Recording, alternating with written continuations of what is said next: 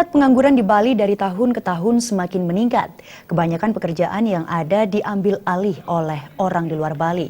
Padahal orang Bali harusnya mampu mengambil alih pekerjaan yang dilakoni oleh orang di luar Bali.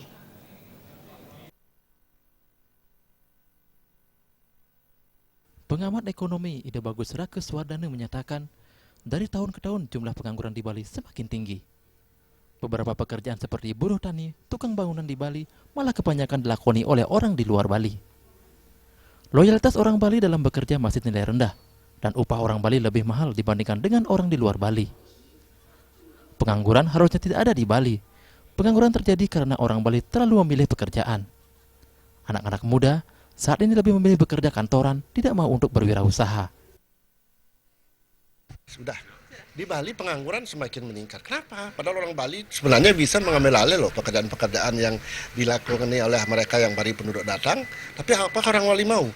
Buruh tani, terus tukang bahan bangunan dan lain sebagainya. Kenapa tidak dipakai orang Bali?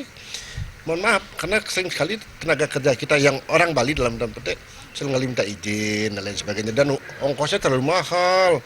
Orang Bali, tukang Bali dan tukang Jawa, tukang Lombok itu lebih murah, tukang Jawa dan tukang Bali. Nah itu, Bali itu peluangnya sangat besar. Pengangguran sebenarnya nggak harus terjadi di Bali kalau memang mau yang itu dikerjakan. Ide Bagus Rakeswardana berharap anak muda di Bali tidak memilih pekerjaan dalam bekerja dan mampu menciptakan wirausaha. Agung Ria dan Bayudi,